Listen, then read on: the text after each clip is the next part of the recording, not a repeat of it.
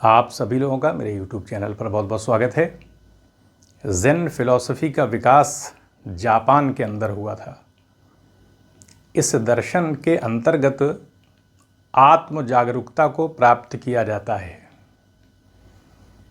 यानी आत्म जागृति इसका उद्देश्य है और ये प्रत्यक्ष अनुभव के आधार पर इस अवस्था को प्राप्त किया जाता है। जैसे हम निर्वाण की बात करते हैं भारत में, वैसे ही है आत्म जागृति। ज़ेन दर्शन में माना जाता है कि जो हमारा मन होता है वो अहंकार के अंतर्गत विभिन्न प्रकार की स्मृतियों, विचारों, अनुभवों से घिरा होता है,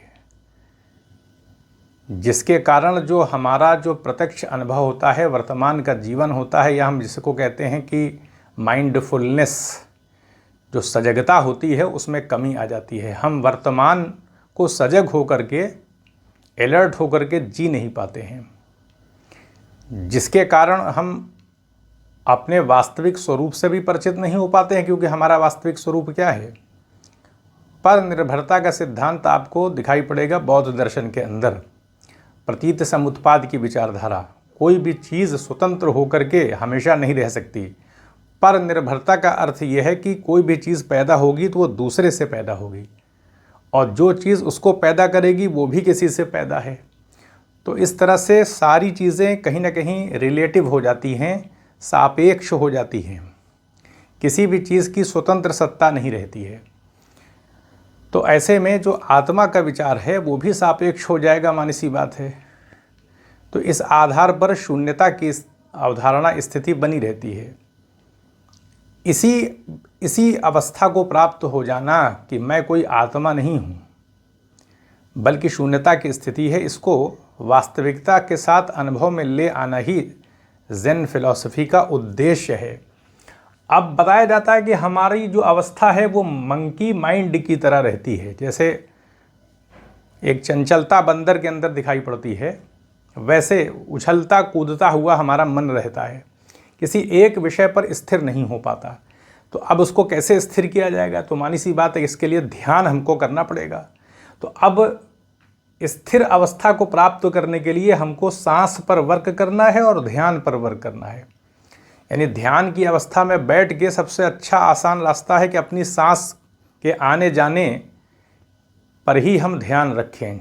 हम दीवार पर कोई एक चीज़ रख के भी ध्यान कर सकते हैं, हम अपनी नाभि के बारे में ध्यान कर सकते हैं, यानी किसी एक विषय पर ध्यान करना। तो सबसे अच्छा माना जाता है कि सांस के आने जाने की अवस्था पर ही ध्यान केंद्रित करें, ताकि सांस भी नियंत्रित हो जाए।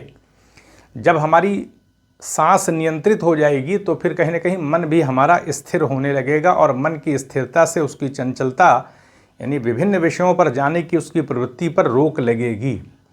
तो इस तरह से हम सादगी का जीवन भी अपनाएंगे, क्योंकि जितनी सादगी होगी उतना कम विषयों के कांटेक्ट में आएंगे, मन को विकल्प बहुत सारे नहीं मिलेंगे, तो वो शांत ही रहेगा। अभ्यास भी करना पड़ेगा, लगातार हमको ध्यान भी तो करना पड़ेगा। हम अभ्यास नहीं करेंगे तो वो चीज़ समय के साथ डेवलप नहीं होगी। तो इस आधार पर फिर माइंडफुलनेस यानी सजगता जो है हमारे अंदर डेवलप हो जाएगी। जब ये हम ध्यान करेंगे, अपनी सांस के ऊपर दृष्टिपात करेंगे, सादगी को अपनाएंगे, अभ्यास करेंगे, तो ये माइंडफुलनेस, सजगता आ जाएगी। फिर इससे क्या होगा कि जब ये चीज़ें आएंगी तो अतीत की स्मृतियों में हमारा मन नहीं जाएगा, विभिन्न विषयों की तरफ भागने की उसकी प्रवृत्ति रुकेगी, और फिर हम वर्तमान में जीने की जो एक आदत होती है उसको ज़्यादा बेहतर ढंग से हम संपन्न कर सकते हैं। जैसे हम चाय पी रहे हैं, कोई काम कर रहे हैं, तो उसी पर हमारा मन केंद्रित रहेगा उस काम को करते समय। यानी चाय पी रहे हैं लेकिन सोच कहीं और रहें तो फिर चाय का जो स्वाद होता है उसकी भी अनुभूति नहीं होती है, क्योंकि हमारा मन किसी अन्य विषय में लगा हुआ है। तो इस आधार पर हर कार्य के अंदर फिर हम अलर्ट हो जाएंगे, पूरी सजगता के साथ करेंगे। तो इससे क्या होगा कि उस विषय में परफेक्शन भी डेवलप होगा। तो इस आधार पर प्रत्यक्ष अनुभव जो हमारा होता है, यानी जो हमारा प्रत्यक्ष अनुभव है उसी पर हम कंसंट्रेट करें। वर्तमान जीवन जो हम प्रत्यक्ष अनुभव कर रहे हैं उस पर हम पूर्णता के साथ कार्य कर सकें। अतीत की स्मृतियों, अहंकार आदि से हमारा मन प्रभावित न हो, ताकि हम सजग होकर के अपने जीवन को जी सकें। उसी से पूर्णता, सफलता, सारी चीज़ें होंगी, शांति की अवस्था कहीं ना कहीं आएगी। तो इस आधार पर इस बात को समझना कि मैं आत्मा नहीं हूँ, क्योंकि जब हम आत्मा अपने को नहीं मानेंगे तो कहीं ना कहीं मैं की भावना, अहंकार की भावना लुप्त हो जाती है। तो इस आधार पर जब हम सापेक्षता के विचार को अपना लेंगे तो दूसरों से सहयोग भी करने लगेंगे, समाज के प्रति दृष्टिकोण हमारा बदल जाएगा। क्योंकि जब सारी चीज़ें सापेक्ष है तो हमारी सत्ता भी तो कहीं ना कहीं दूसरों पर ही निर्भर है, तो दूसरों के प्रति हमारा दृष्टिकोण बदलेगा।